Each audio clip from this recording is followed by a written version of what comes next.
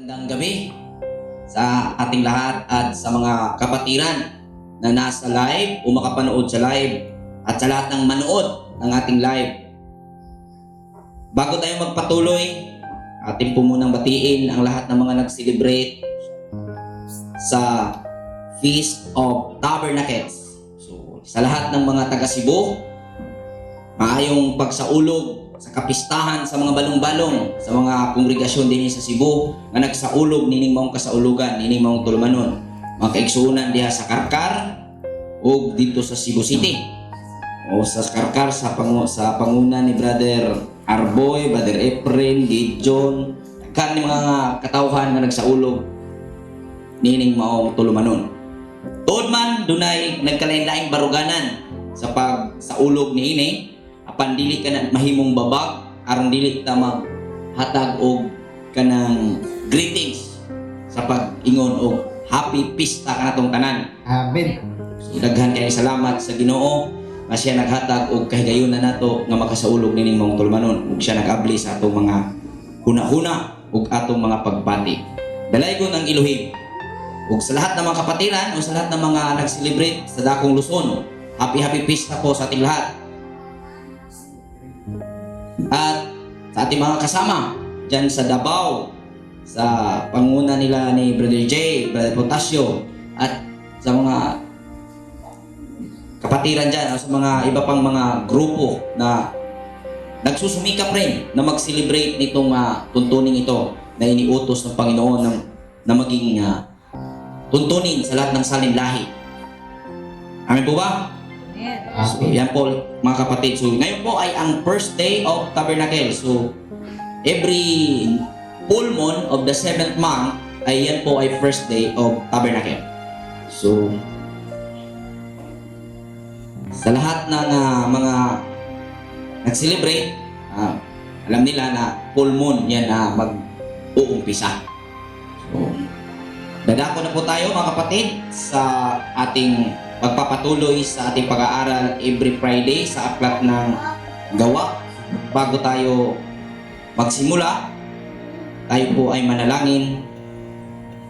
Amang banal na makapangyarihan sa lahat, Elohim ng aming mga ninuno, El Abraham, El Yitzchak, El Jacob, kami po, Panginoon, ay narito muli, mingi ng iyong patnubay upang maunawaan at amin pong maibahagi sa lahat ng mga tagapakinig ang iyong kaharian tungkol po sa iyong pagkailuhim.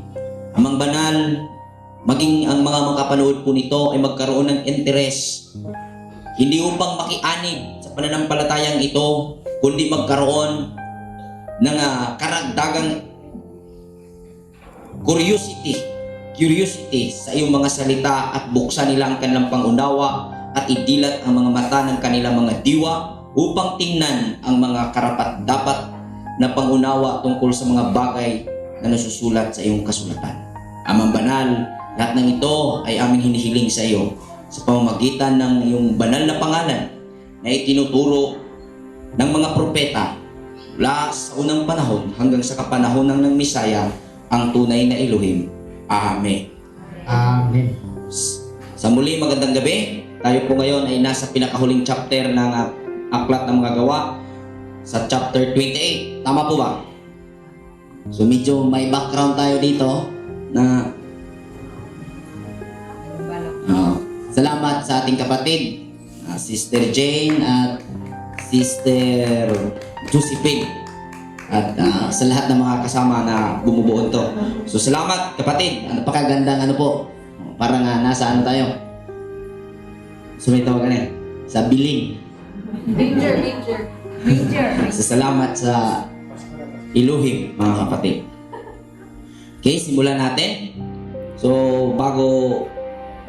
para maidugtong natin yung ating pagtatalakay sa gabing ito, dahil continuation po ito ng journey ni Apostle Paul na nakasulat sa aklat ng mga gawa, balikan natin ang naging napag-usapan sa chapter 27. So sa chapter 27, marami po roon ang naging figurative na naisulat tungkol sa bagyo na dinanas nila, tungkol sa sasakyan tungkol sa bangka at yung po ating nabigyan ng pagpapaunawa. At sila nga ay nakadaong sa isla na hindi pa napangalanan sa chapter 27, at dito po sa chapter 28 ay pinangalanan na. So basahin po natin ang verse 1 hanggang verse 5.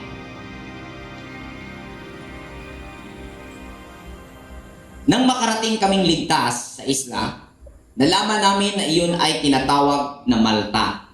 So yung isla na kung saan sila ay dumaong ay Malta pala yung pangalan. So yun po ang nakatala dito. Ayon sa mga pag-aaral, ang Malta ay sakop ng Europa, isang maliit na isla. Isa siya sa naitala na pinakamaliit na isla sa buong mundo. Isa siya. So, doon sila napadpad.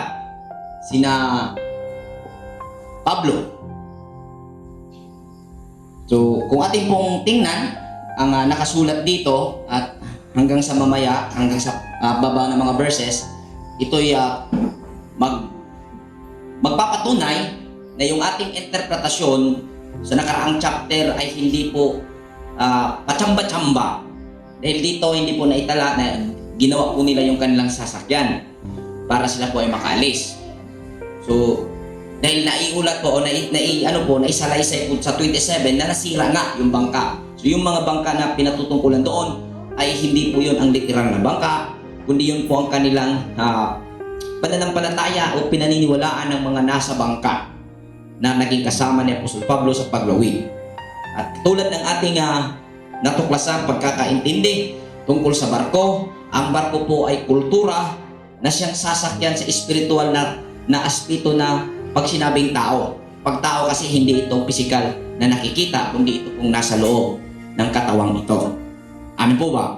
Amen. Tulad na lang sa isang example na pag may isang tao na hindi mo nagustuhan o may isang taong hindi niya nagustuhan ng isang kilos ng isang tao rin, ang sabihin niya, parang baliw ang taong ito. So, hindi niya sinasabi iyon. Kung ating tingnan at i-analisa, ang statement na iyon ay hindi niya sinasabi iyon dahil sa katawan na naging representante ng katawan na kanyang nakita, kundi dahil sa ikinikilos ng katawan, mandate ng nasa loob nito. So yung tao, yung po yung conscious na nasa physical na nakikitang katawan. Amin po ba? So yan po ang ating naintindihan. So sabi dito, at ang mga taga roon ay nagpakita ng pambihirang kabaitan sa amin. Nagpaningas sila ng apoy at inaasikaso kaming lahat dahil umulan noon at maginaw. So yun nga yung nangyari dahil sila ay nakasalubong ng malakas na hangin o bagyo. At parang pag-uugali ng Pilipino ba, pag may ganitong mga ganyan nangyari, kasi kami taga-isla rin, ay ganito din ang ginagawa. Nagpaapoy para maibsan yung ginaw ng mga sa bagyo o sa hangin na sila ay matulungan. So ito yung naging salaysay dito. Sa verse 3, nang kumuha si Pablo ng isang bungkos ng kahoy at ilagay ito sa apoy, lumabas ang isang ulupong dahil sa init at kinagat siya nito sa kamay. So, ang ginawa natin sa verse 3, tiningnan po natin ito, kung ito po ba ay figurative at ito po ba ay literal na naganap. So, sa akin pong nakikita ay ito po literal na naganap. So, ang nangyari, posibleng ang ahas, sa ibang version kasi nilalang. Hindi po naitala doon sa ibang version na ahas, nilalang. Pero dito sa version na ito ay tiniyak na ahas. Ahas po ba? Ulupong. At dahil sa init at kinagat siya nito sa kamay. So, posibleng yung ulupong Kasi pag sinabing ulupong, makamandag na uri ng ahas na nandun na sa kahoy. Posible nga na ito ay nangyari literally. So nangyari nga na nakagat si Pablo ng ahas literally. Nang makita ng mga taga roon na nakabitin sa kamay niya ang makamandag na ahas, sinabi nila sa isa't isa, tiyak na mamamatay tao ang lalaking ito. Nakaligtas man siya sa dagat, hindi ipinahintulot ng katarungan na mabuhay pa siya. So, ang nangyari, dahil nga siguro si Apostol Pablo nakabihis preso to bro. Baga sa ato pa, kung sa kanang mga taga Cebu, kung makikita ka o anong kulay nga ng mga inmate? Orange. Pag nakakita ka ng nakadamit orange at may markang P sa likod, preso. At posibleng nakabihis preso itong si Apostol Paul sa time na ito. Dahil nung nakita nilang nakagat si Apostol Pablo sa makamandag na ulupong o makamandag na ahas, ay kagad na pumasok sa isipan ng mga taga roon na nakakakita na ang sabi nila, tiyak na mamamatay tao ang lalaking ito. Nakaligtas man siya sa dagat, hindi pinahintulot ng katarungan na mabuhay pa siya. So, ang nangyari dahil sa bihis bilanggo, itong si Apostol Paul, kaagad nagbitiw o nag-isip ang mga taga-roon na siya ay isang masamang tao. Yun yung pag nakakita ka ng inmates, pag nakakita ka ng preso, 100% na tumatakbo sa isipan ng tao, kadalasan 90 to 99% na nakakita ng mga taong nakabihis preso ay ang posibleng iniisip ang taong ito ay kriminal. So yun ang kadalasan na iniisip o nasa isipan ng tao. At hindi natin masisisi. Kinatakutan dahil pag nakadamit preso ka, ay talagang may nagawa kang krimen sa komunidad. Pero ang aral po nating kunin dito, hindi po lahat na nakadamit preso, kriminal. Amin po ba?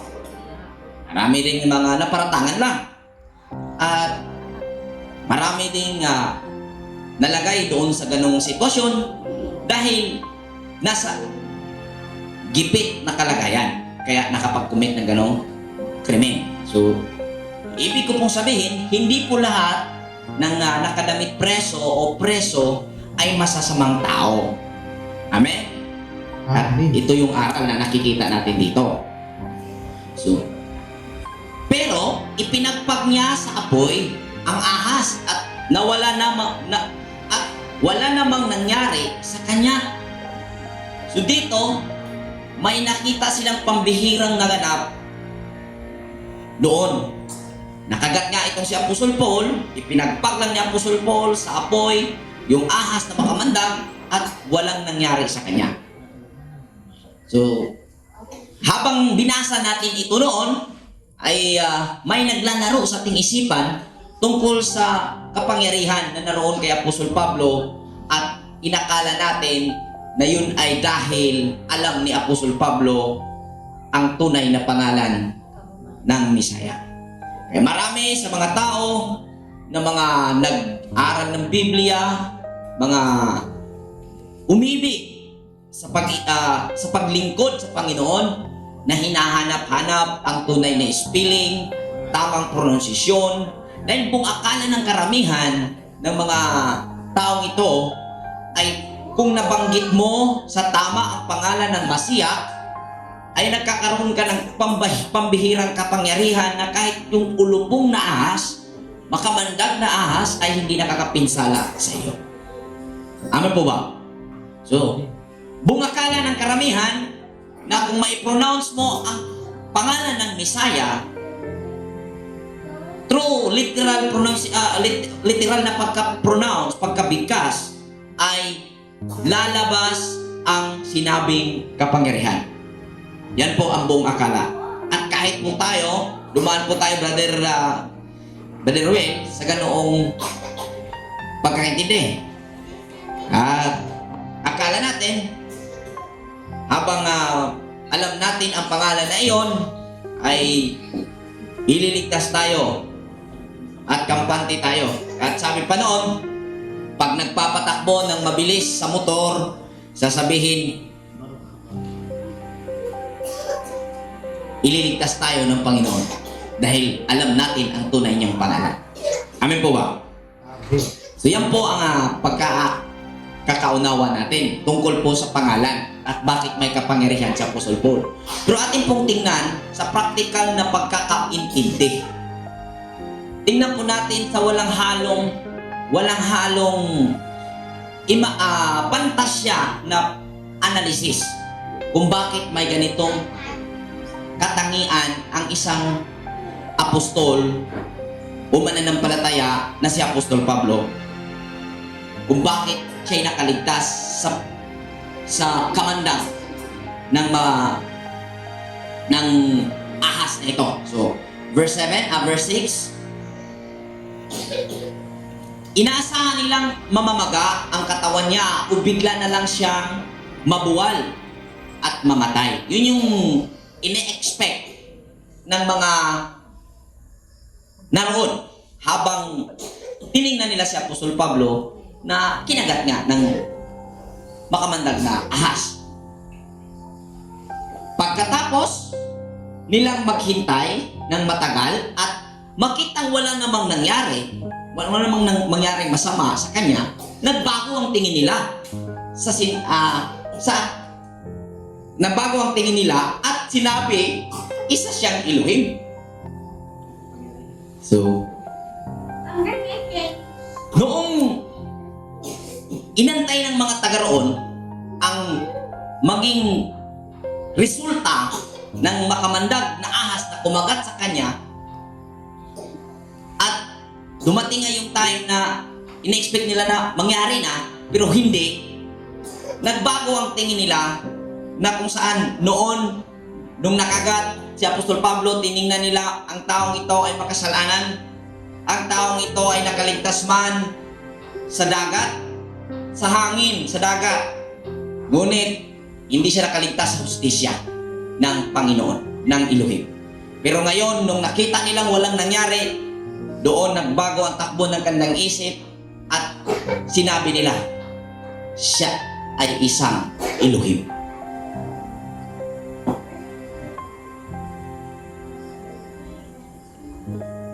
Which is, para sa akin, tama sila.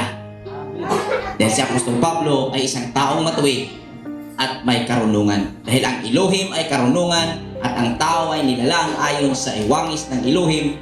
Hindi ibig sabihin mayroong sabihin nating kompetisyon na marami ang Elohim.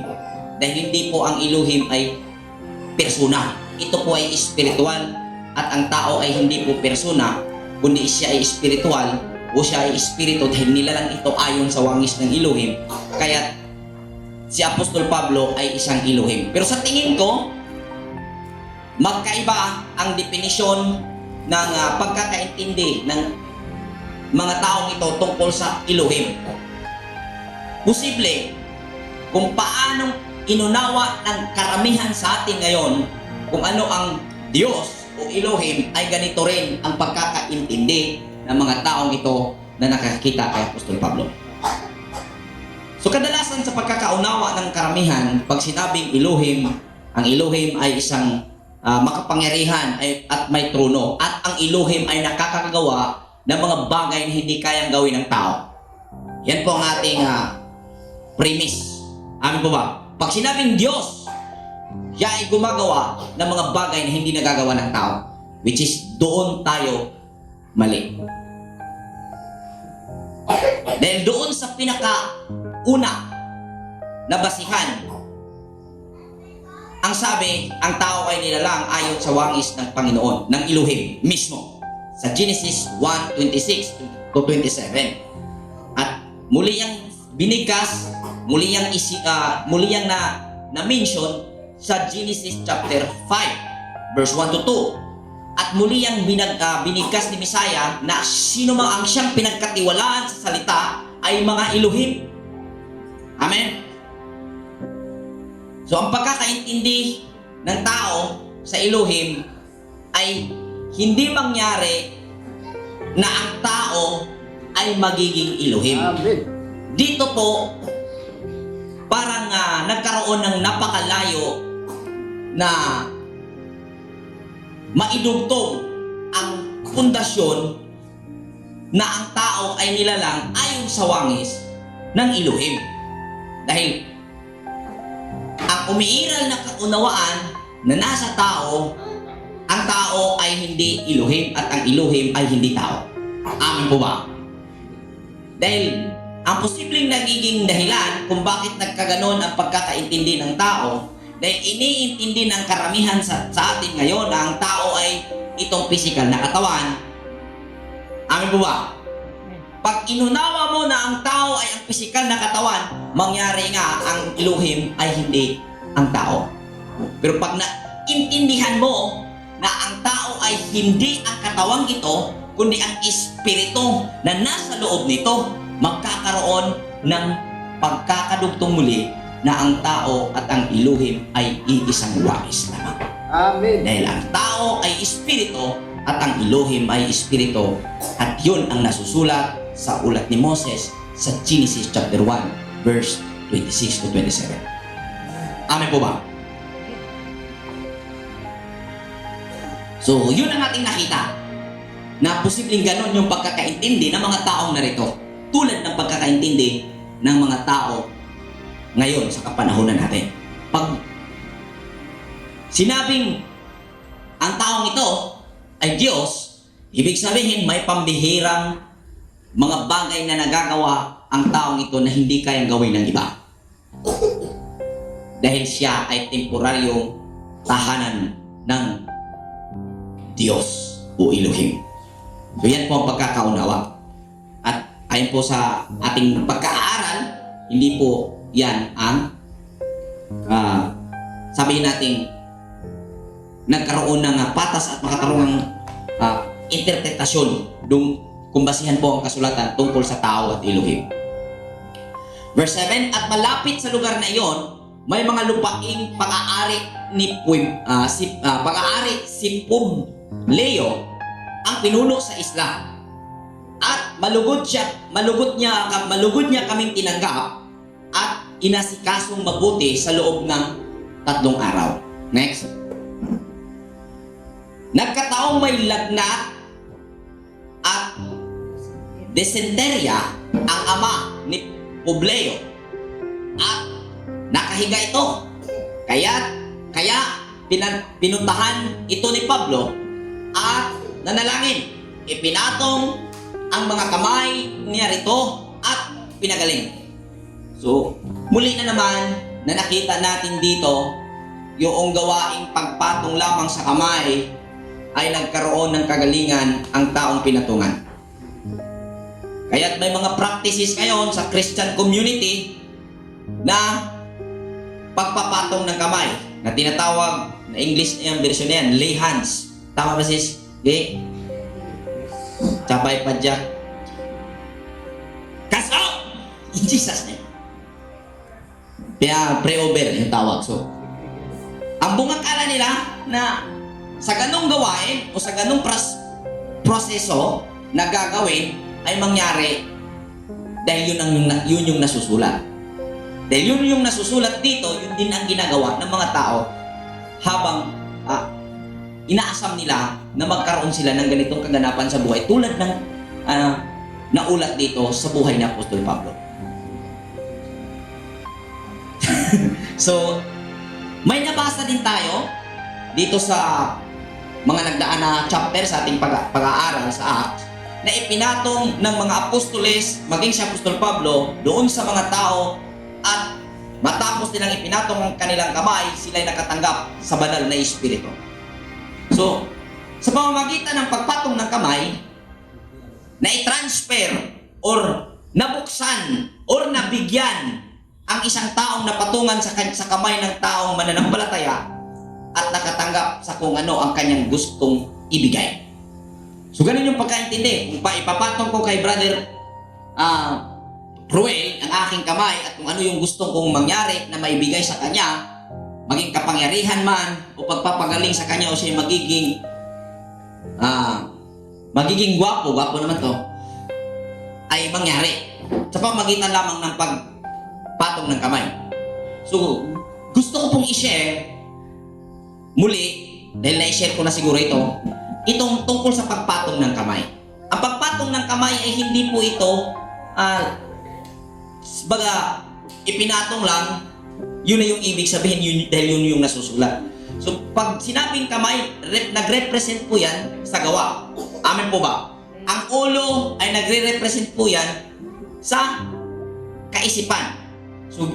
So kung atin pong i-connect, ginawa ni Apostol Pablo sa pamamagitan ng kanyang kakayanan, sa pamamagitan ng kanyang karunungan, na ituro, sabihin, gawin, ipakita doon sa taong sinabing pinatungan niya ng kanyang kamay at nagkaroon ng kagalingan. Amen. So, unsa ning kaning ang sasakit niya, sis? Sinteria. Unsa na siya? Nagkalibag dugo daw sa Bisaya. Hemorrhoids. Nagkalibag dugo doon sa Bisaya. Ang sakit sa papa aning tagiya sa isla, leader sa isla, gihilantan kunya nagkalibag dugo. Hindi na rin masakita. Mura nagpaano ba? Cancer of colon. Mura sig na colon cancer. So yun yung nangyari. So, kung isipin mo talagang napaka makapangyarihan ni Apostol Pablo dahil ipinatong lang ni Apostol Pablo at gumaling yung kalibag dugo ng kanyang taong pinatungan dito. So yun yung iniisip din ng habang binasa natin ito noon. So kung ating pong tingnan ang mga nagdaang makailuhim na tao at may karunungan na tao, wala pong ganito na naisalaysay nila maging si Sirach, maging sa Book of Sirach, maging sa Book of Proverbs, maging sa Book of mga ngaral. Wala pong mga ganitong naiulat na may mga ganitong pantasyang naganap sa panahon nila. At sila naman ay may sapat na karunungan dahil sila nga ay mga taong matuwid na naglilingkod sa Panginoon. Ano ba ang meron sa kanila? Basahin natin ang karunungan ni Solomon, chapter 7, verse 11 to 22 at tingnan natin at posible ito ang ginawa ni Apostol Pablo kung kaya't napagaling niya ang taong may karamdaman tulad ng naiulat dito sa pagsasalaysay sa chapter 28. Karunungan ni Solomon, chapter 7, verse 11 to 22. Nang makamit ko ang karunungan, dumating sa akin ang lahat ng pagpapala. Siya ang nagkaloob sa akin ng kayamanan, walang kapantay. Malaking kaligayahan ang dulot ng mga ito sa akin, sapagkat ang mga ito'y bunga ng karunungan. Ngunit di alam noon na ang mga ito'y nabula sa karunungan.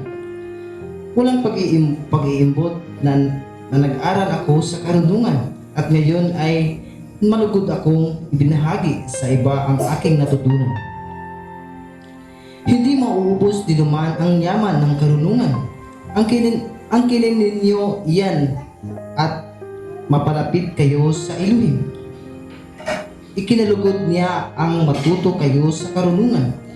Loobin nawa ng Yahweh na ang nasa isip ko'y maging karapat-dapat sa natutunan ko sa karunungan at ang ihayag ko'y maging naayon sa kalooban niya sapagkat ang Yahweh ang patnubay at ang ng karunungan at siya'y ang magtutuwid sa marurunong. Tayong lahat ay nasa ilalim ng kapangyarihan ng Elohim. Ang ating pagkatao, ang ating mga salita, ang ating pagkakaunawa, at ang ating mga kakayahan. Siya ang nagbibigay sa akin ng pagkakaunawa sa kaayusan ng buong daigdig at sa mga lakas ng kalikasan. Kung paanong sinusukat ang takbo ng daigdig sa pamamagitan ng pagsikat at paglubog ng araw at ang pagbabago-bago ng mga panahon. Ang pag-inog ng mga bituin sa kalawakan at pag-ikot ng mga taon.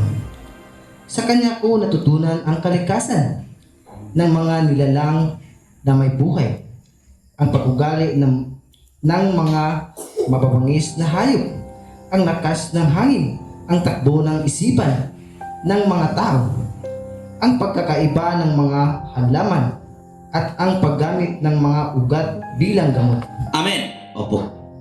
Focus tayo ha.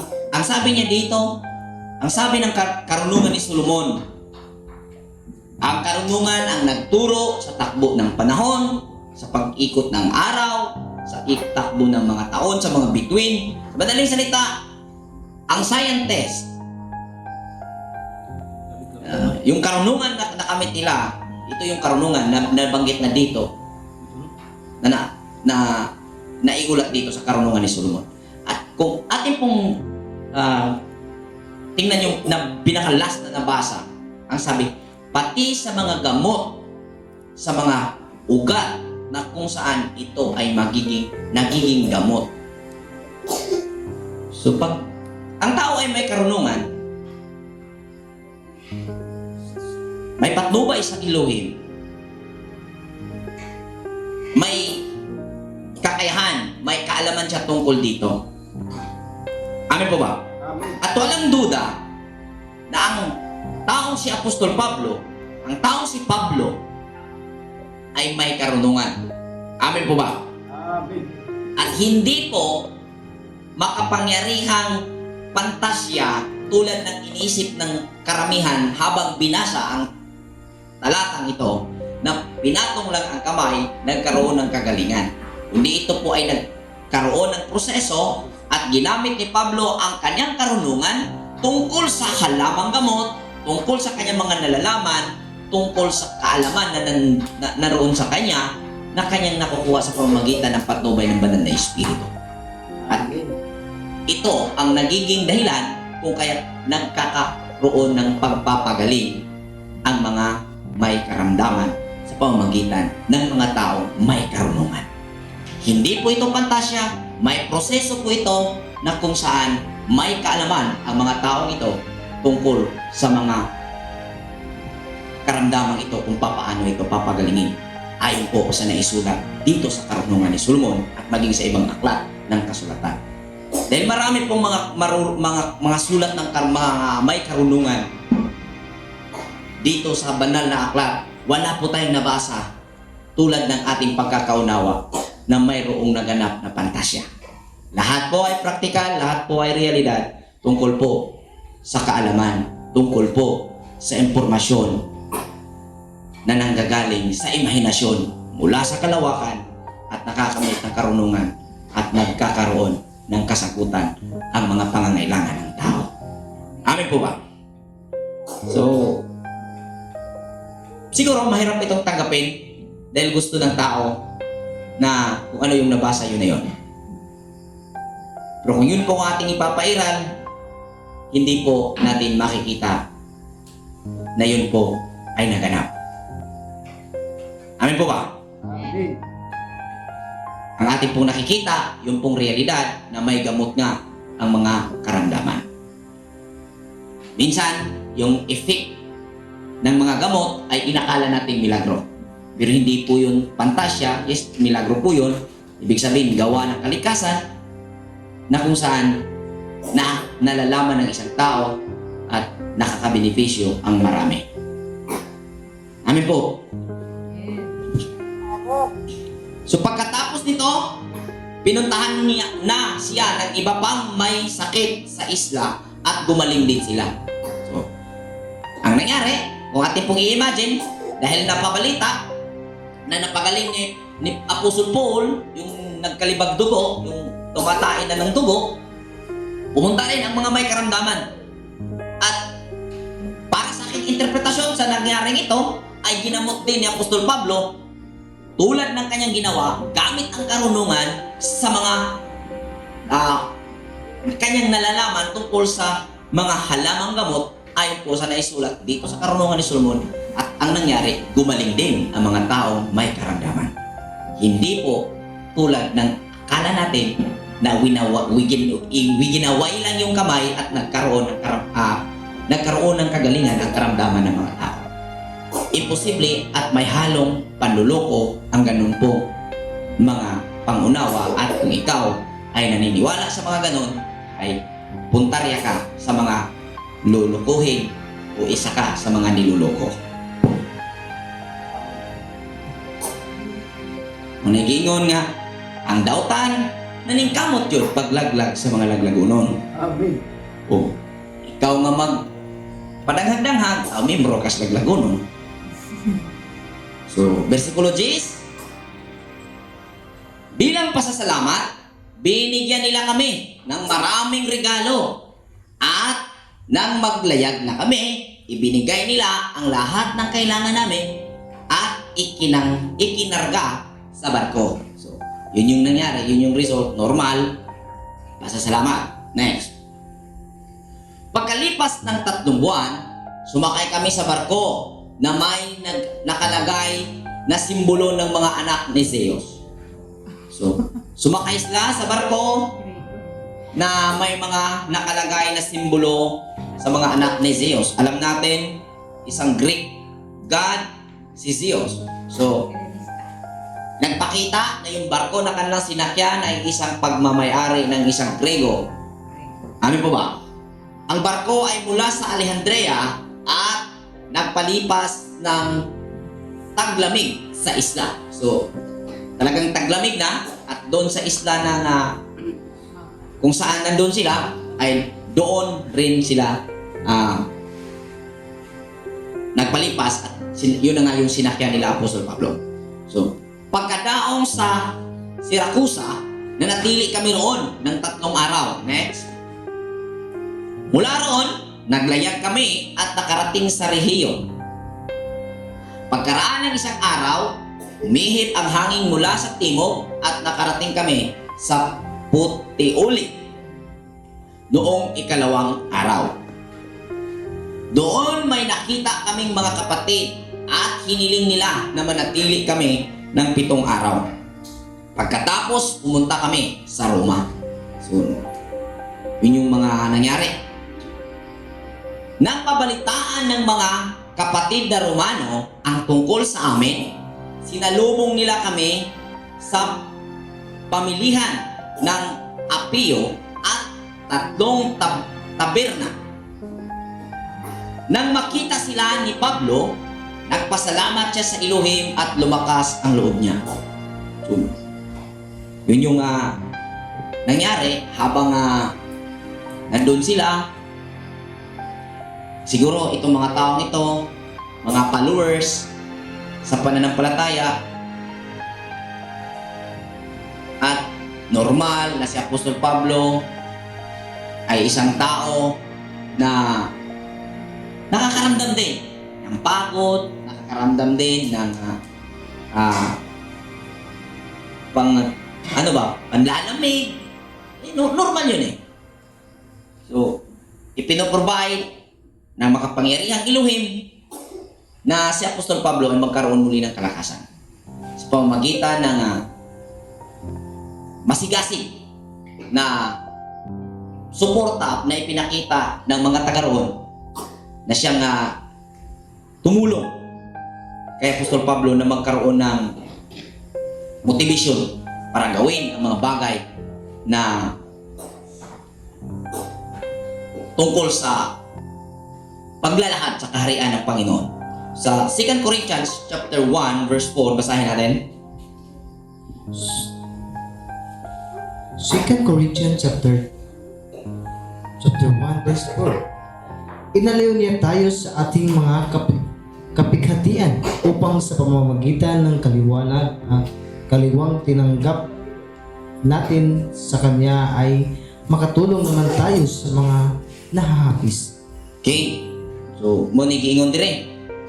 Panahon sa atong mga kasakitan, sa time na tayo po ay nanghihina, inaaliw tayo ng Panginoon sa mga bagay na nagpasigla sa ating pananampalataya. At minsan, ito ay nagmumula sa ibang mga persona tulad ng ating mga kapatiran. Ano po ba? Pero hindi ibig sabihin na ginawa ito ng mga kapatiran, aasahan mo na yung kapatiran na siyang nagpapaligaya sa'yo at nagpapalakas sa'yo. Kundi, still naman nanatili na nangyari ang kaganapang iyon, may kapatiran na ginamit para magkaroon ka ng masiglang pananampalataya at magkaroon ng kalakasan, still na manatili sa ating kaunawaan na ginamit siya ng Panginoon. Ginamit ng kalikasan upang ikaw ay magkaroon ng kasiglahan sa pananampalataya at maramdaman mo na ang Elohim ay kumikilos bilang pabor sa iyo na sumusunod sa iyong sa kanyang kalooban. Hindi ko ito sinabi para mag-expect ka sa isang kapatiran o sa isang kapatid, sa isang kasama sa pananampalataya na mag-expect ka during sa iyong panghihina na mag-expect ka na palakisin mo ako, Bro Ruel. Nasa kaanuhan ako ngayon. Nasa panlalamig ako ngayon. Hindi po. Kundi, ang ating pangunawa, mag-expect tayo na ang makapangyarihang Elohim, ang makapangyarihang kalikasan ay gagawa ng kaganapan at maging sinuman ay gamitin ng Elohim para ipakita niya na ang pabor, na mayroon siyang pabor na ginawa o ang makapangyarihang Elohim nagpakita ng pabor sa kahit ano at kahit sino na nilalang para iyong ma-recognize na siya ay kasama mo. Amen. Hindi upang aasa ka sa tao. Kasi yun nga, sinabi, huwag ka magkaroon ng maraming expectation. Dahil pag mayroon kang maraming expectation, marami ka ring disappointment. Amen. So, mag-expect ka, hindi sa gawa ng tao. Mag-expect ka, hindi sa gawa ng kapatid mo. Mag-expect ka sa Panginoon mismo. Na kung saan, kahit sino, pwedeng gamitin niya para ikaw ay magkaroon ng kasiglahan sa pananampalataya. Na-experience ko yan. Maraming beses na pinanghihinaan ako ng Lord. Maraming beses naranasan ko na napaisip ako na ganito, ganyan. Pero maraming beses din na ipinakita ng Elohim at ginamit ang maraming persona, maraming tao para pasiglahin ang aking pananampalataya. Amin po ba?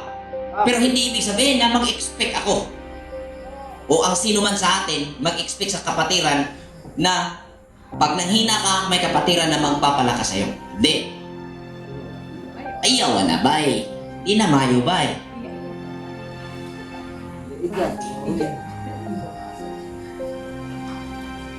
Barog nga malig-on sa pagpangalagad, sa pagkamatarong. Amen. Kaya ang katuyuan nga niya ta, aron muhimo sa iyang kasuguan. So next,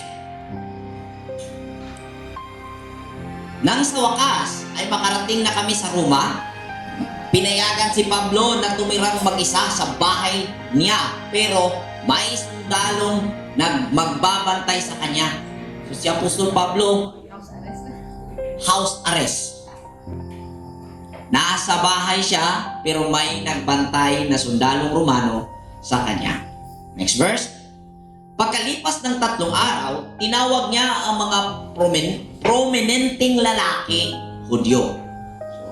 Nang matipon na sila, sinabi niya, mga kapatid, Bagaman wala akong ginawang laban sa bayan o sa kaugalian ng mga ninuno natin, ibinigay ako sa mga Romano bilang isang bilanggo mula sa Jerusalem. So pag prominente, ano ba ito? May mga high profile. High profile na mga taong Hudyo na nasa Roma. At kung tingnan natin, si Apostol Pablo ang nagpatawag. So, ibig sabihin si Apostol Pablo, high profile din na tao. Amin po ba? Amen. So, pinatawag niya.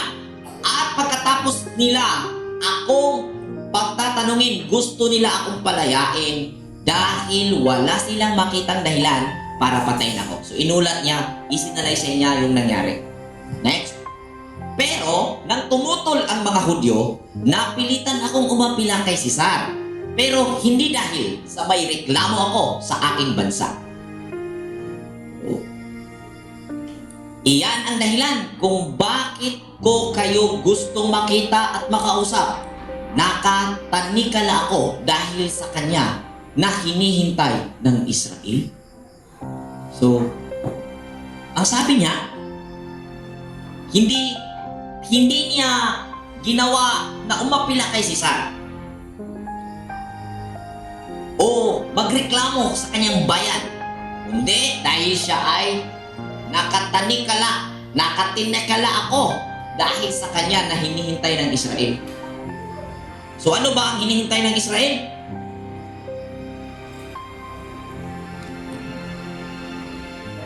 Kisa may gihuwat sa Israel mga igsoon? Sama ba sa gihuwat? Ang gihuwat kaniadto sa mga Israelita, mao ba ang gihuwat sa mga Kristohanon karon?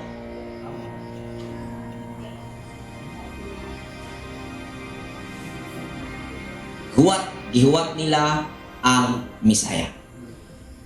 So, ang sabi ni Apostol Pablo, ginawa niya na umapila kay Cesar dahil sa Misaya. Anong purpose? Para maipamahagi ang kaharian ng Elohim. So, sunod na nangyari.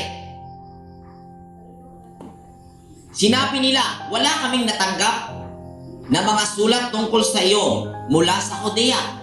Wala ring masamang sinabi o ikininto tungkol sa iyo ang mga kapatid na galing doon. Next.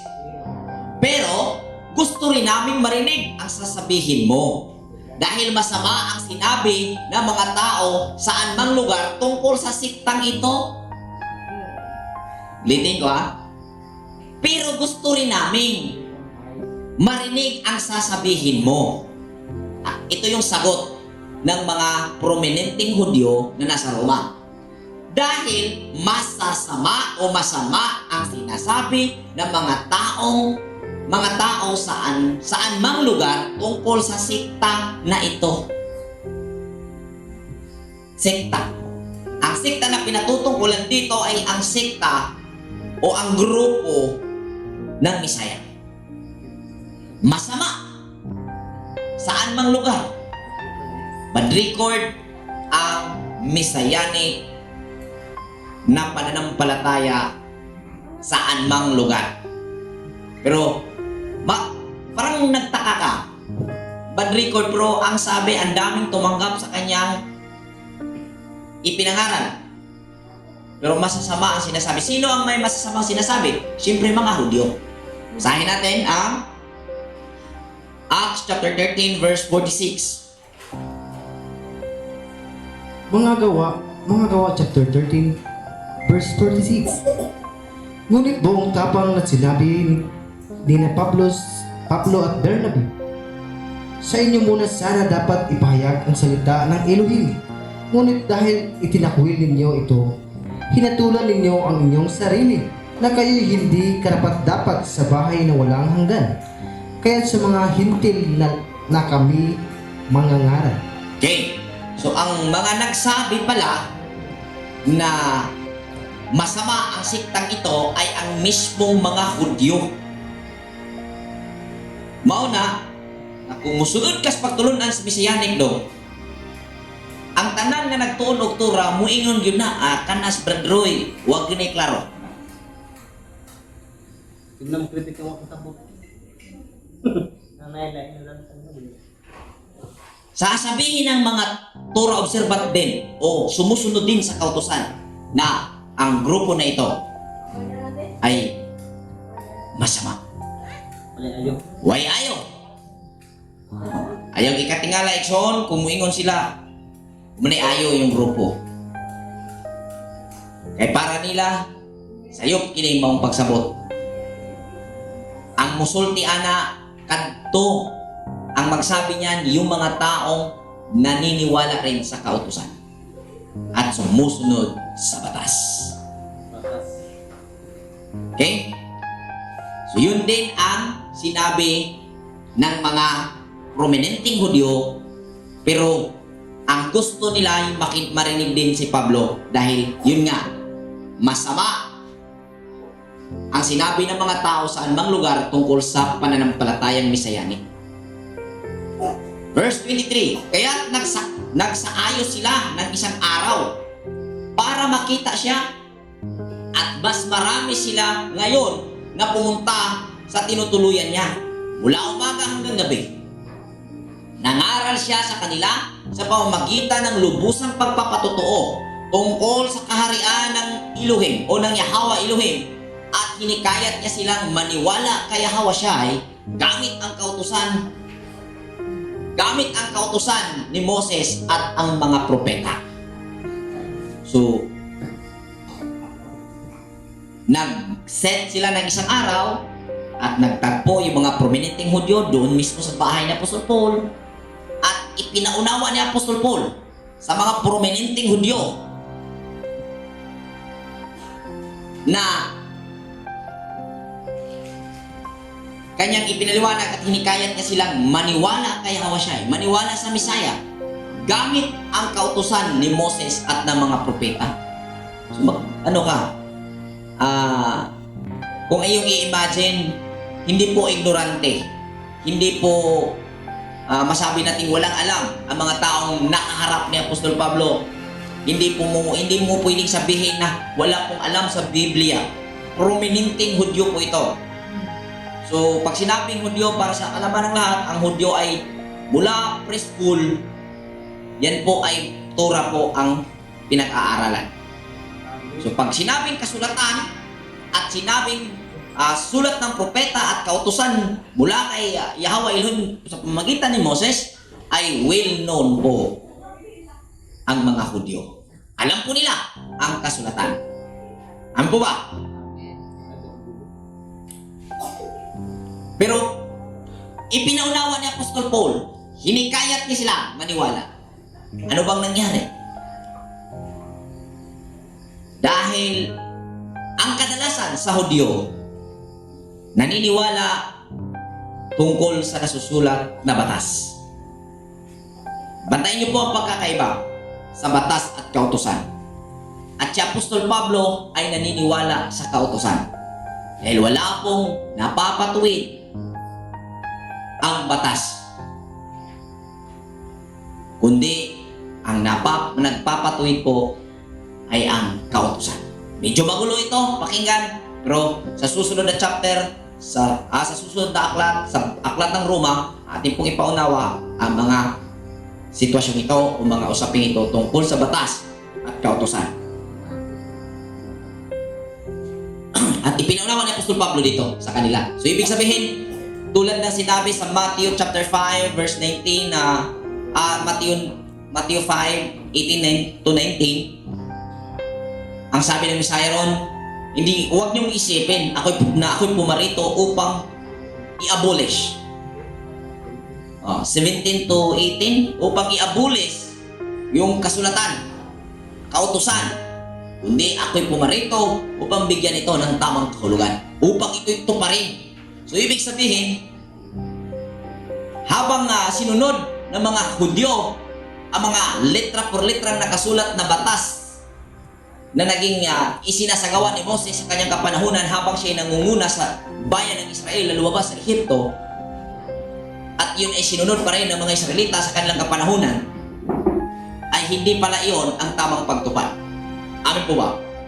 At posibleng ganun din ang nangyari habang kaharap ni Pablo mga prominenteng Hudyo, ipinaunawa niya ang tamang pagtupad at ganun sa ganung paraan ibinigay ni Apostol Pablo ang tamang kahulugan ng nasabing kasulatan. Yes. Kaya may sinabi, binigay ang tamang kahulugan. Dahil yung kautusan, permanent po yun, hindi po yung nagbabago. Pero ang kahulugan po ay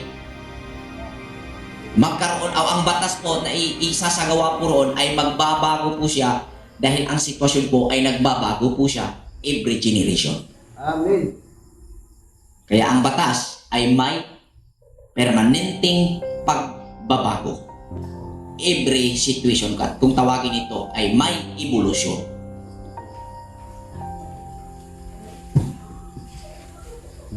Naniwala ang ilan sa mga sinasabi niya. So, dahati, yung ilan naniniwala. Siyempre, ang iba ay hindi. So, yun yung nangyari. Yung ilan naniwala, yung ilan din ay hindi. At dahil hindi sila magkasundo, umalis sila. So, nagkaroon ng pagkahati. At sinabi ni Pablo, tama ang sinabi ng banal na Espiritu sa iyong mga ninuno sa pamamagitan ni Isaias na propeta. Anong sinabi? Pumunta ka sa bayang ito at sabihin mo, maririnig ninyo iyon pero hindi ninyo mauunawaan. At titingin kayo pero wala kayong makikita. Eh paano nangyari nga ito?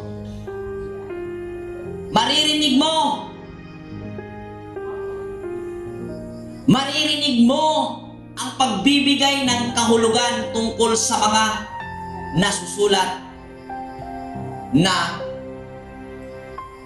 kautusan. Ngunit hindi mo mauunawaan. At titingin kayo pero wala kayong makikita. E paano nangyari yun? Pwede ba mangyari, titingin ka, wala kang makikita?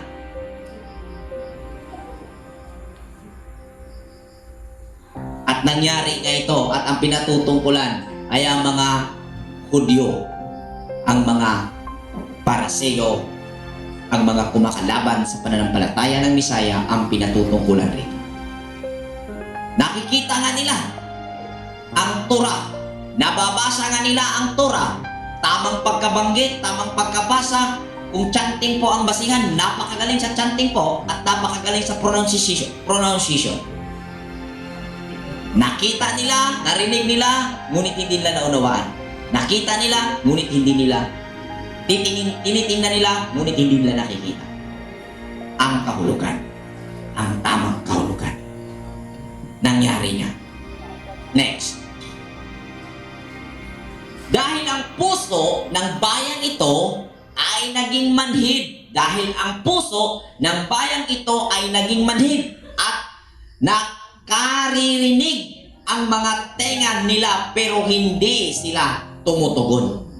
Although na-sense nila yung word na may mabigat na pinanggagalingan, pero hindi sila tumutugon. Bakit? Anong nangyari? At ipinikit nila ang kanilang mga mata. Ano ba ang mata? Aling mata ang pinatutukulan dito? Ito bang pisikal na mata na ginamit natin upang tingnan ang mga pisikal na bagay na nakikita natin sa mundong ito? Hindi.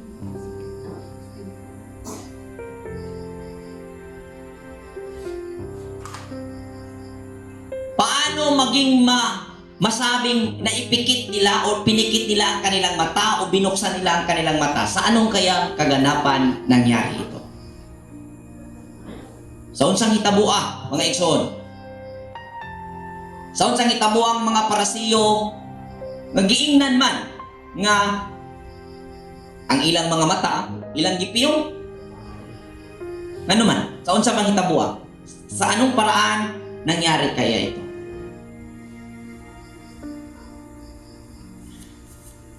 kung saan, kung ano ang meron ang mga naniniwala sa Misaya, ano ang meron kay Pablo, ano ang meron kay anong meron kay Pedro, kay Juan, kay Marcos, kay Lucas, lahat ng apostoles, kung ano ang meron din tayo ngayon, may mata, may tainga, may isipan, may analysisyon, may sentido komon, meron din sila. Dahil iisang hugis po tayo, iisang larawan po tayo nilikha. Bakit may ganitong nangyari? Anong nangyari? Paano mabuksan yung mata at paano napikit nila ang kanilang mga mata? Basahin po natin ang Matthew chapter 7 verse 13 to 14.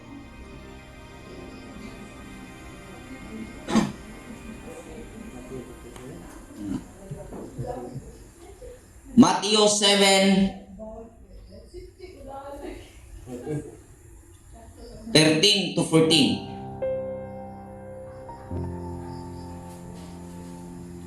Matthew chapter 7 verse 13 to 14. Pumasok kayo sa makipot na pintuan, sapagkat maluwang ang pintuan at malapad ang daang papunta sa kapahamakan. At ito ang dinaraanan ng marami. Ngunit makipot ang pintuan, makitid ang daan papunta sa buhay, at kakaunti ang nagdaraan doon. Okay. Ang verse na ito, common na nababanggit ng sino mang nagbabahagi ng kasulatan. At kadalasan, sa mga interpretasyon, habang binasa ito, sinabi nila nang itong makipot na daan ay ito daw yung pamumuhay ng matuwid o matuwid na pamumuhay. At ang maluwag na daan ay ang masamang pamumuhay. Yun yung common na interpretasyon o masasabi natin traditional na pagkakaintindi tungkol sa talatang ito. Amen po ba? Pag sinabing makipot na daan at kunti lang ang nakapunta rito, pumasok dito, iniintindi ng karamihan at binigyan ng kahulugan na ito ay matuwid na pamumuhay.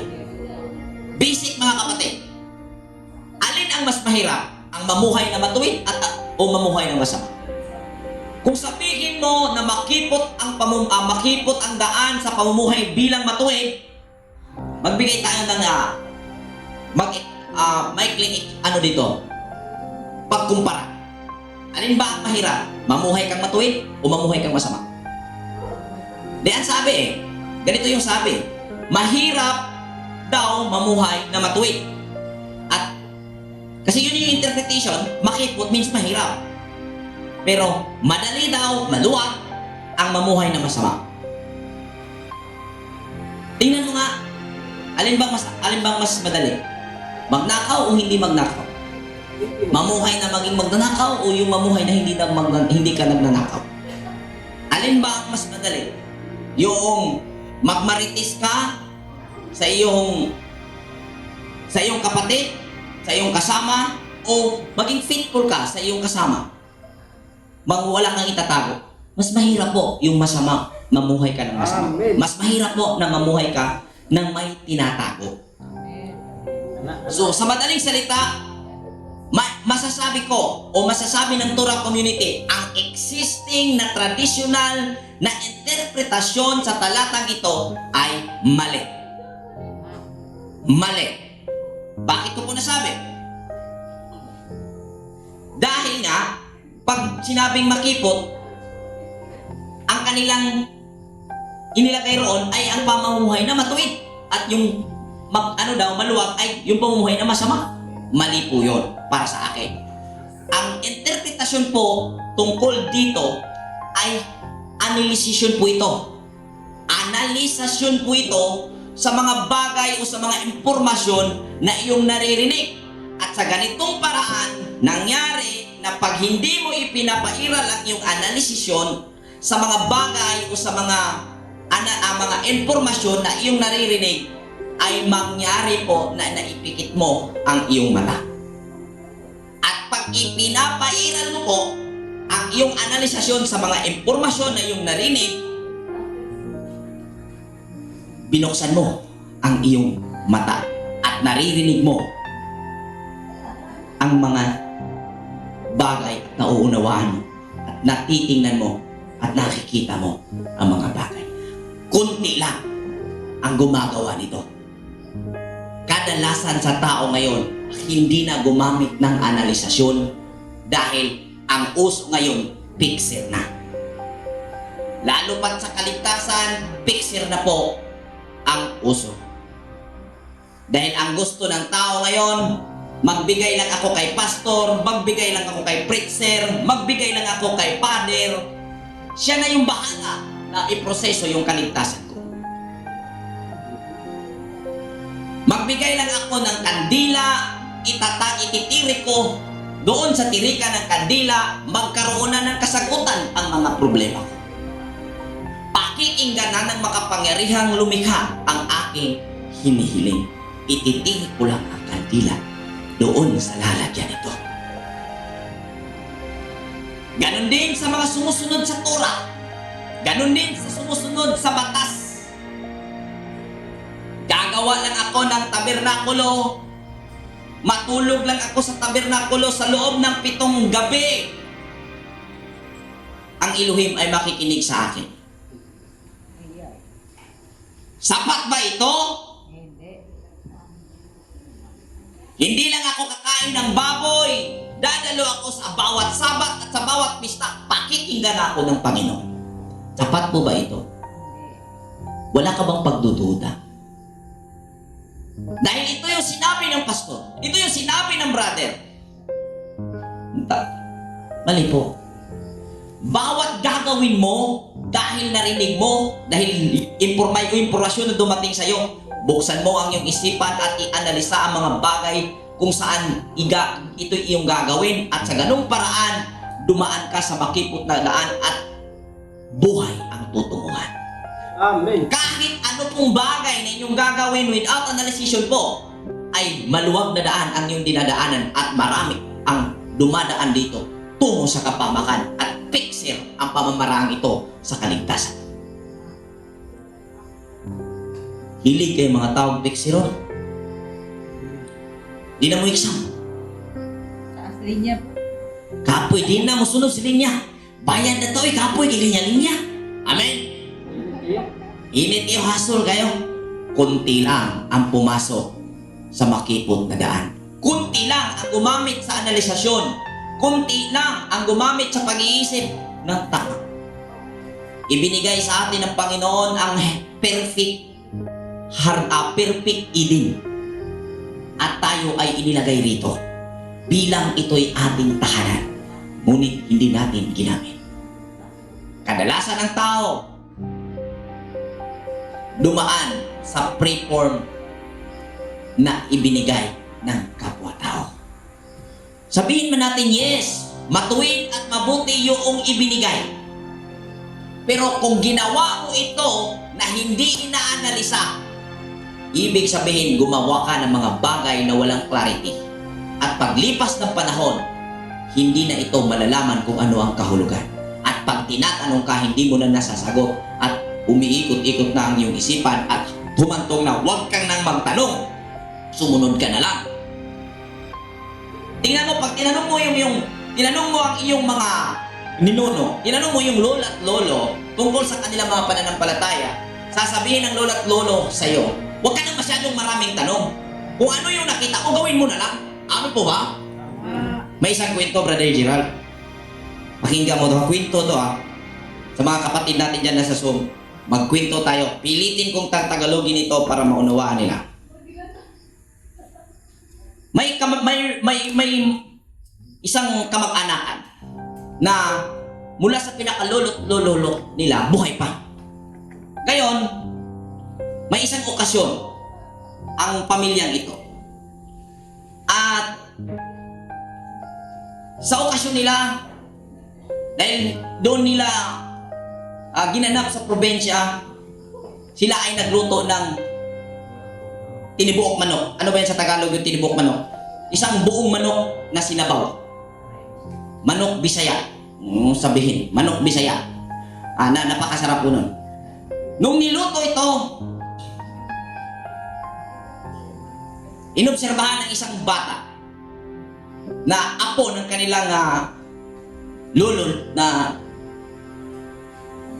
napakatanda na. At nung nakaobserba ang bata habang niluto ang manok na buo, nagtanong ang bata ng napakaraming tanong. Hanggang sa punto na tinanggal ang pakpak, yung wings ng manok. Tinanggal pero hindi tinuloy. Binali pa. At inilagay sa kaldero at pinakuluan. At ang tanong ng bata, Nay, bakit tinanggal o bakit mo binali ang wings, yung pakpak ng manok? Hindi alam ng nanay niya kung bakit niya ginawa yon. Ang nangyari, nakita niya ito sa kanyang nanay rin. So ang nagiging sagot ng nanay, ng bata, ang sabi niya, itanong mo sana sa lola mo. Tanong mo sa lola mo. So nung ganun yung nangyari, tumakbo, sa madaling salita, tumakbo yung bata doon sa lola. Bakit pag nagluto tayo ng manok, bakit inaalis o binali yung pakpak o yung wings? So, nagulat din yung lola. Kung ano, bakit kaya? Yan yung ang sabi ng lola, yan yung nakita namin kung paano niluto ng nanay ko yung manok na buo pag kami nagluto ng buong manok. Kaya sabi niya, bakit nga? Hindi ko rin alam. So, ang nangyari, yung nanay niya hindi alam, yung lola niya hindi alam kung bakit ginawa nila na tinanggal yung pakpak o binali yung pakpak. Habang inilagay na sa kaldero. So, at maswerte dahil buhay pa nga yung lola ng kanyang nanay ng kanyang lola, o sinabi, puntahan mo yung pinaka-grand lola mo. Lola sa tuhod ba? Tumakbo yung bata ron. Medyo bingi na yung bingi na yung matanda. Sabi niya, Lola, bakit ba pag nagluto ng buong manok, inaalis yung pakpak? Ano po? Sabi niya, bakit ba tinanggal yung pakpak? Siya, ano tinanggal ng pakpak? Isa, ganito yan. Isa, di kasi si nanay ko, nagluto ng buong manok, tinanggal yung pakpak. Isa, ganun pala. Nagluto pala yung nanay mo ngayon. Siya, bakit ba tinanggal yung pakpak? At sabi, ikaw daw yung nakakaalam. Siya, tinanggal namin yan apo noon dahil yung nilulutuan namin ay kulon. Ano tawag sa Tagalog ng kulon? Palayok. At yung palayok, makipot po yung yung papasukan niya ba? Maliit lang yung niya. Kaya tinanggal yung pakpak dahil sumasabit pala yun. At ang sabi ng kanyang lola, hanggang ngayon tinanggalan pala nila na ang laki-laki na ng kaldero nila, tinanggalan pa nila ng pakpak. So ibig sabihin, ang mensahe po dito, may mga ginagawa po ang ating mga kaninunuan na sinusunod po natin hanggang sa panahon natin ngayon na kung saan ito'y hindi na dapat. Po ba? Tulad ng batas na naging implementasyon ni Moses sa kapanahonan ng Israel dahil sa sitwasyon na kailangang malutas upang maipatupad ang makatarungan at patas na pamumuhay. May batas na ginawa si Moses para maging resolusyon doon sa sitwasyon. Ang nangyari, habang lumilipas ang panahon, ipinamumuhay pa rin ng mga Pariseo, which is di na dapat. Dahil wala na sila sa sitwasyon kung saan doon dapat i-apply ang batas. Amen. Ano mga, nagis niyo po yung point? Sa kuwang paklaro kayo sa mga taong abli ang analisasyon. Pero mupiyong-piyong gani ang mata, apir tingit-ngitan ngit-ngit pa sa alikitran. Amen. May mga batas na ginagawa May mga ginagawa ang ating mga ninuno noon na nakikita natin na hindi natin tinatanong kung bakit nila ito ginagawa. Which is sa kapanahonan nila dapat at kailangan gawin dahil tulad ng palayok, maliit yung pasukan kaya ginawa, tinanggal yung pakpak. Pero paglipas ng panahon, napakalaki na po ng mga kaldero. Tinanggalan pa rin ang pakpak, pero bakit ginawa? Dahil hindi inaalam ng sumusunod na henerasyon kung bakit yung ginagawa. Bakit nangyari ang ganon? Dahil hindi pinapairal ang common sense. Wala nagtanong, bro. Hindi pumasok sa makipot na daan upang i-analisa ang mga bagay na nakikita. Tulad ng mga Parsiyo, bro.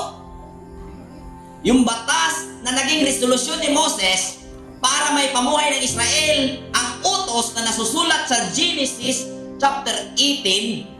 Sahin natin, yung nasusulat na utos sa Genesis chapter 18 verse 19. Genesis chapter 18 verse 19. Pinili ko si Abraham upang turuan niya ang kanyang lahi na sumunod sa aking mga utos sa pamamagitan ng paggawa ng matuwid at pagpapairal ng katarungan. Kapag mangyari iyon, tutuparin ko ang aking pangako sa kanya. Okay. Ang inuutos ng Panginoon kay Amang Abraham ay ang kanyang magiging salinlahi ay mamuhay ng makatarungan at matuwid. Matuwid at makatarungan. Ito po yung utos. Dahil ang Israel ay hindi na nakapamuhay sa ganitong utos dahil nga sila ay ano po sila, namuhay po sila sa kaugalian ng mga Egyptian dahil sila po ay nanahan na roon for 430 years.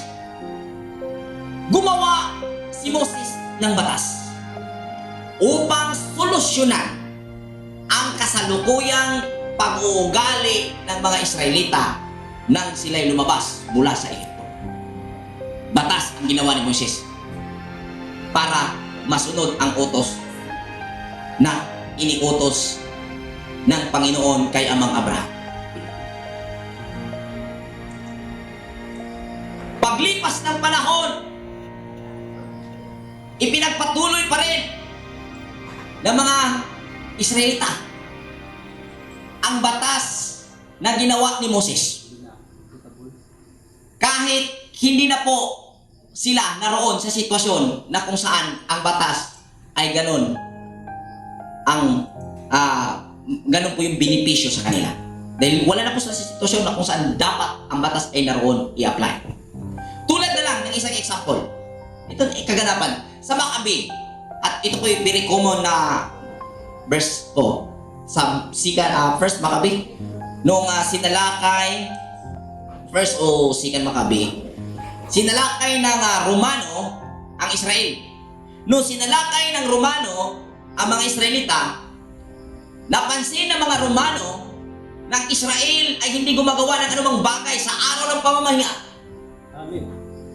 Dahil ito'y pinakang banal ng mga Israelita dahil may batas na isinulat si Moses tungkol po dito sa kapanahonan ni Moses nung kanya pong pinangunahan ang bayan ng Israel. At ang nasusulat na batas tungkol sa araw ng pamamahinga, ang sino mang gagawa ng gawain sa araw ng pamamahinga ay mamatay o papatayin. Yan po ay nasa Exodus 31:12-17, Exodus 35:1-3. Marami pa po na nagsabi na ang sino mang masumpungan na nagtatrabaho sa araw ng pamamahinga ay papatayin. Yan po ang batas na ginawa ni Moses upang maituwid ang pag-uugaling mula sa Ehipto na ipinamuhay ng mga Israelita.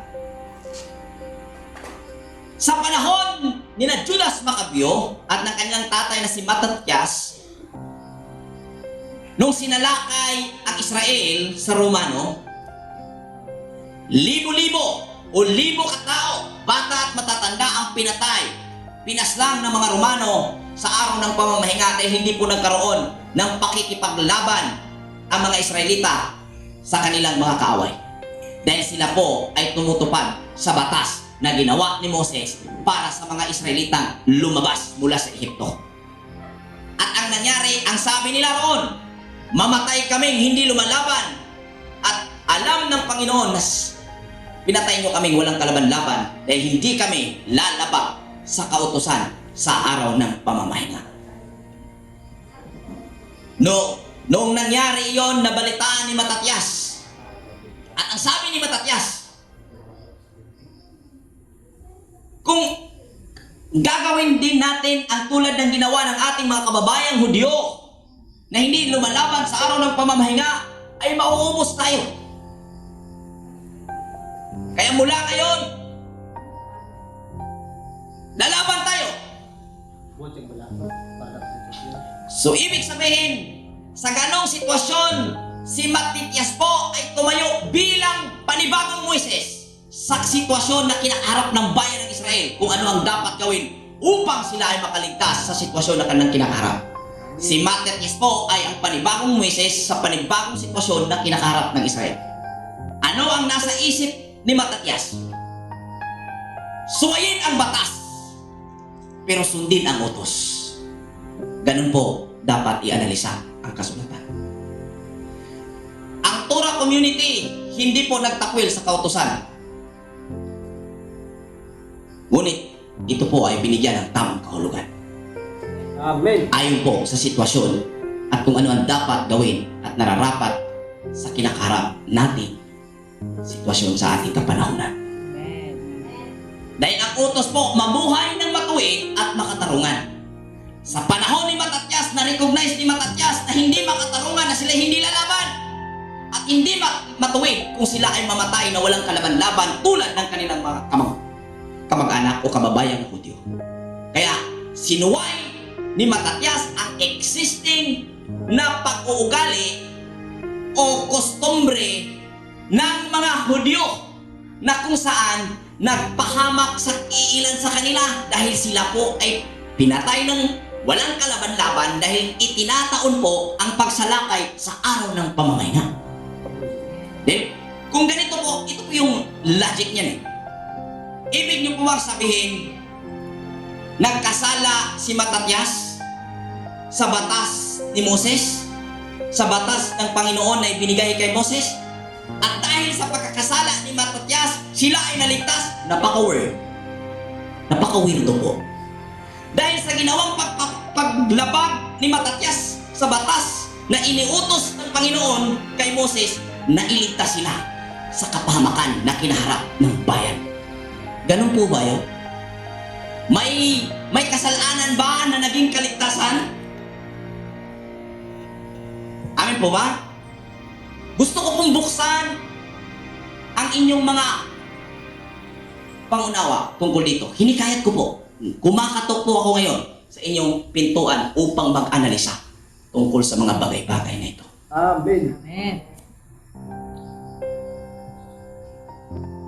Amin po ba? Amen. Tulad na lang ng ating sinisilibrate ngayon. Bigay ako ng maraming example. Feast of Tabernacle. Ang sabi, maghandog ng handog na susunogin. Batas yan na ginawa ni Moses. Amin po ba? At kung susunod ka ngayon, ginawa mo ang Feast of Tabernacle dahil ito ay kautusan. At hindi mo nagawa ang paghandog ng mga susunogin at kung saan ito'y iniutos at nasusulat yan letra por letra, ituturing ko ba ng iyong ginagawa o ang ating ginagawa ay walang bisa dahil hindi natin nasunod ang nasusulat? Ano ba?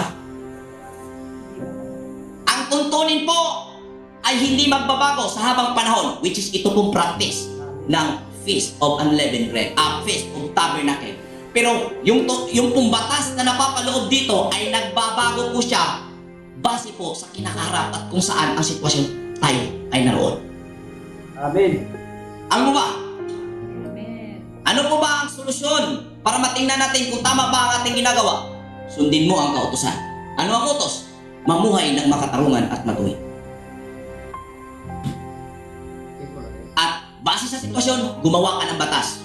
Dahil ginawa po ang batas nung nakita po ni Moses ang sitwasyon. Hindi po gumawa si Moses ng batas saka po may sitwasyon. Gumawa po siya ng batas matapos po niyang naunawaan ang sitwasyon ng Israel at ibinigay ang batas. Amen! Amen. At ang sitwasyon po ay nagbabago po. Base po sa panahon, base po sa evolusyon, base po sa discovery ng tao. Kaya, kung ikaw ngayon ay nakapanood, puro batas ka, marami kang guilty na nararamdaman. Dahil marami, ang katotohanan, marami ka po na hindi magagawa na nasusulat sa banal na aklat. Eksakto, patayin ang sinumang nagtatrabaho sa araw ng pamahinga. Guilty ka nito. Dahil mismong ikaw ay dapat kang patayin kung batas ni Moses ang ating susundin. Ito ang naging dahilan na hindi matanggap-tanggap ng mga Hudyo ang pananampalatayang itinatag ng Misaya at ipinagpatuloy ni Apostol Pablo. Kaya ang sabi, anong sabi? May ibang naniniwala, may ibang hindi. Ganyan po yung nangyari. Amen. Ngayon din sa atin ngayon, nung sinabi natin ito, unti-unti natin ipaliwanag, may mga interesado, may mga hindi rin. At most kadalasan, hindi interesado. Uulit-ulitin ko ito. Habang tatalakayin ang Book of New Testament, ulit-ulitin ko ito nang bahagi ito sa lahat ng mga makikinig at lubos ng mauunawaan ang tungkol sa kautusan at batas. Amin po ba? Amen. Ang kautusan ay hindi nagbabago. Ngunit ang batas ay palaging nagbabago. Para sa ikabubuti ng tao. Tulad ng sinabi ng Misaya, ginawa ang araw ng pamamahinga para sa ikabubuti ng tao. Ibig sabihin, yung batas ng araw ng pamamahinga na ginawa ni Moses para sa ikabubuti ng tao. Hindi ginawa ang tao para sa araw ng pamamahinga. Hindi ginawa ang tao para sa batas. Ginawa ang batas para sa tao. Amin po ba? Amen. At ginawa ang batas dahil sa sitwasyon ng tao upang mapabuti at may pamuhay ang patas at makatarungan. Amin po ba? Kaya doon sa mga grabe diha ka panatiko sa batas, hadlo kayo nga di makabuhat, hadlo kayo nga di makabuhat, ani kani halos na lang supakon o insultuhon ang mga mahal sa kinabuhi tungod lang musunod sa balaod. Kay ingon pa, obey God rather than man. Obey God rather than man. Kaya musupak na lang sa ginikanan, musupak na lang sa mga taong na ay pagkamatarong kay gustong musunod sa balaod. Nasayop ka, igso. Dili ka kinahanglang musupak, kundi ang imong gikinahanglan musulod sa sigpit nga dalan kini paingon sa kinabuhi. Kahit sabihin mo pa yung ginawa mo tama, mabuti, pero wala kang tamang analisyon, wala kang clarity sa ginagawa mo, paglipas ng panahon, mawawala ka rin. At panghihinaan ka rin ng loob, maging ang susunod mong henerasyon. Amen po ba?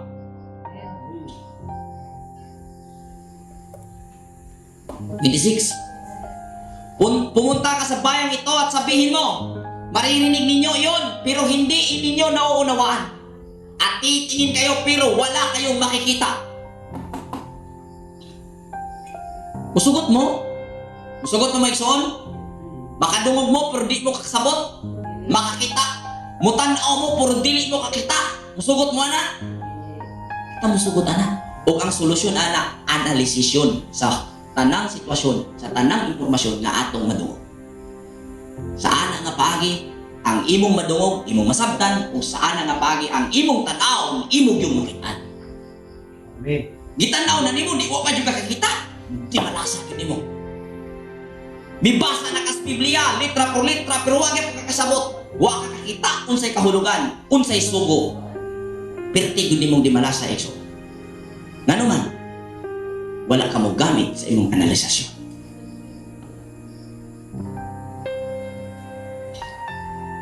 Dahil ang puso ng bayang ito ay naging manhid.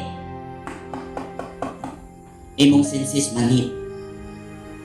At nakarinig ang mga tenga nila pero hindi sila tumutugon. Biruin mo, hindi lang pala ang bantay, may level po eh. Gusto kong puntuhan po yung part dito mga kapatid. May mga taong nakakarinig pero hindi nakakaunawa.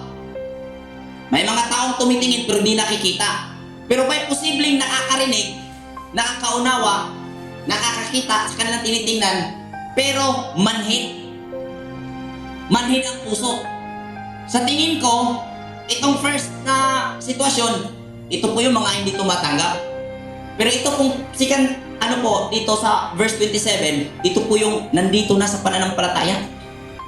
Ngunit hindi pa rin gumagawa. Sinasayang mo, kapatid. Kahit hindi ka kabilang sa Torah community, pero napapakinggan mo ang pagbabahaging ito at hindi ka tumutugon at hindi mo isinasabuhay, nagsasayang ka ng panahon, kapatid. Hindi ko sinasabing kailangan mong umanib sa Torah community para ipamuhay ang sinasabi kong makatuwid at makatarungang pamumuhay. Amen po ba? Amen. Duha ni kaklase. Dalawang uri po ito. May hindi umunawa, may tumitingin, hindi nakakita, pero may nakikinig na nakaunawa pero manhid. May nakakakita, pinikit ang mata. Bakit? Hindi ko kaya gawin ito. Bakit? Gusto ko pa ito eh. Pag ginagawa ko ito marami pong mabablock na mga gusto ko. Amen po ba? Dahil sa pamamagitan ng karunungan, pinapatay ang lahat ng kasamaan.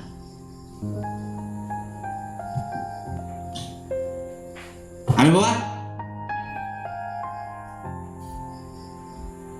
Dahil bago naging kasamaan, dumaan po yan sa pagkakamali. Sakto bro? Sabi nga ni Sis Arian, nabasa ko yung comment. Una daw, tawag ni Sis Arian, mali.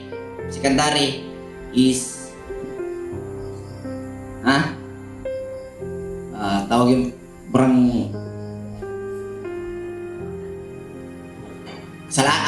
pagkakamali, ano ba yun? Nalimutan ko English kasi yun eh. So yun po mga kapatid, tainga nila at hindi nakakaunawa ang mga puso nila, kaya hindi sila nanunumbalik at hindi ko sila napapagaling. Kaya hindi napapagaling eh. Ikaw rin eh. Kaya sa Day of Atonement, ang pangako lilinisin ang kasalanan, walang ibang gagawa po nun. Wala pong Panginoon sa langit na tumitingin sa iyo tulad ng iniisip mo na may Diyos na nakadungaw sa langit habang ikaw ay hindi kumakain at habang ikaw ay nagpuasa sa araw ng ikasampung araw ng kapitong buwan. Pag na-complete mo ito within 24 hours, automatic na i-erase ang iyong kasalanan. Wala po. Ikaw ang magsasagawa nito sa pamamagitan ng analisasyon at sa pagdilat ng iyong mata kung paano mo ito gawin. Humanap ka ng paraan, gamitin ang buong kapasidad na ibinigay ng Elohim bilang ikaw ay nasa idin. Kaya dapat nga ninyong malaman na ang pagliligtas na ito ng Elohim ay ipinahayag na sa ibang mga bansa. Tiyak na pakikinggan nila ito.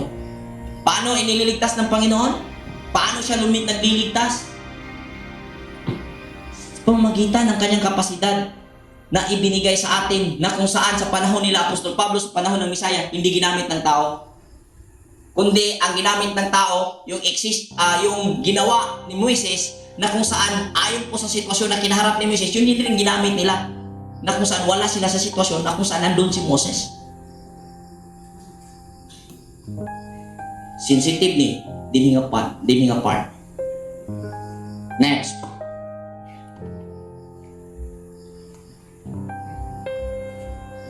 So, unsaon pagluwas Ginoo ang tao? Sumala sa Salmo 91. Pasahon na to. Ang bersikulo 1 ug 2 o ang pinaka last 2 verse. Mga awit.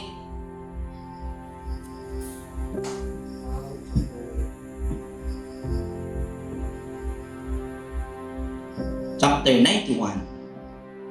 Kito na to. Ato ni pasabot kung saan pagluwas sa Ginoo. Way gahom-gahom diri.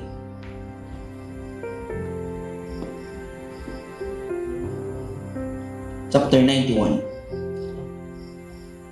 1 to 2. Tapos last dalawang verse na pinakauli. Mga awit chapter 91. Siyang naghahangad ng pagkupkup ng kataas-taasan at nanatili sa pagkalinga ng makapangyarihan. Ay makapagsabi kay Yahweh, muugkat kanlungan, ikaw ang aking Elohim, ang Elohim na tangi kong pinagkakatiwalaan. Yan, ilang last 2 verse sa uli. Sabi mo? Verse 15. Kapag sila'y tumawag, laging handa ako na sila'y pakinggan. Aking sasamahan at kung may problema ay sasakluluhan. Aking ililigtas at ang bawat isa ay pararangalan. Sila'y bibigyan ko't gagantimpalaan ng mahabang buhay. At makakatiyak, tatamuhin nila ang aking kaligtasan. Amen. Masahin ko itong version na to. Tingnan nyo mabuti ha.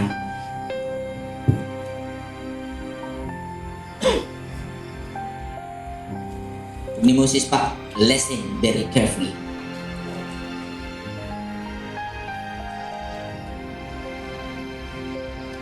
Siyang tumatahan sa lilim na dako ng kataas-taasan ay mananatili sa lilim ng makapangyarihan sa lahat.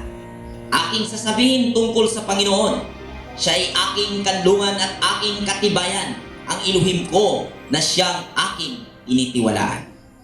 Verse 14. Sapagkat kanyang inilaga ang kanyang pag-ibig sa akin, kaya't iniligtas ko siya. Aking ilalagay siya sa mataas, sapagkat kanyang naalaman ang aking pangalan, sapagkat kanyang naalaman ang aking pangalan. Yun pong sabi. 15. Siya'y tatawag sa akin at sasagutin ko siya. Ako'y nasa kanya sa kabagabagan. Ano ba itong kabagabagan? Sa kanang nakas kalibog, nakas sa depresyon. Tama po ba? Amen. Depression? Nakas sa depression, nakas sa down situation. Lugmok na sitwasyon. Sa kabagabagan, Worry na. nakas mga kabalaka. Aking ililigtas siya at pararangalan siya. Verse 16. Aking bumusugin siya ng mahabang buhay at ipapakita ko sa kanya ang aking pagliligtas. Ipapakita ko sa kanya ang aking pagliligtas. Ang interpretasyon ng iba, siya'y aking ililigtas. Ang Panginoon na Elohim ay nananahan sa atin sa pamamagitan ng paglikha niya sa atin ayon sa kanyang wangis. Ipapakita niya ang kanyang kaligtasan. Sabi, ipapakita ko sa kanya ang aking pagliligtas. Humingi ka ng kahit ano sa may likha. Sa pamamagitan ng dalisay na puso, He will answer. He will provide. Amin po ba? Unlimited po ang impormasyon at karunungan na makukuha mula sa kataas-taasang may likha. Unlimited po. Endless po. Hindi masukat ang pinagmulan ng karunungan na ating makukuha sa lumikha sa atin. At kahit anong sitwasyon, may solusyon. Ibig sabihin, ipapakita niya ang kanyang pagliligtas. Ibig sabihin, may proseso kang gagawin. Pumasok ka sa makipot na daan, ito ay tungo sa buhay.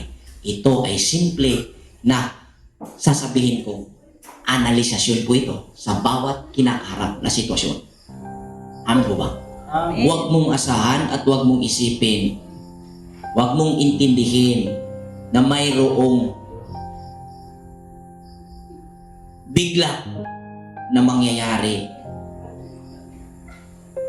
na parang dumating si Superman, si Wonder Woman, si Batman, sino pa mga superhero na magliligtas sa iyo. Ang kaligtasan ay nasa sa iyo mismo. At pag na-recognize mo ito, ikaw mismo ang kaligtasan. Amen. Amen po ba? Dahil ginawa ka ayon sa kanyang wangis at ang Elohim ay karunungan at ang karunungan ay magliligtas. Walang duda, ikaw ay ang karunungan. Amen? Amen. Kaya dapat ninyong malaman na ang pagliligtas na ito ng Elohim ay pinahayag na sa ibang mga bansa. Tiyak na pakikinggan nila ito. 2 taon siyang nanatili sa inupahan niyang bahay at malugod niyang tinatanggap ang lahat ng pumupunta sa kanya. Tapos, meron pa. At ipinangaral niya sa kanila ang kaharian ng Elohim at itinuturo ang tungkol sa Panginoon ng may buong kalayaan sa pagsasalita ng walang hadlang.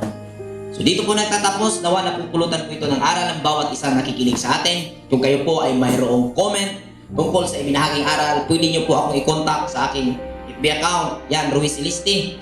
At pwede po kayo mag-message. At sa sino mga napansin yung kasama ko, pwede niyo reach out kung mayroon po kayong katanungan. Salamat po sa ating lahat. Kagsukot sa miyak. Shalom Aleichem. Shalom.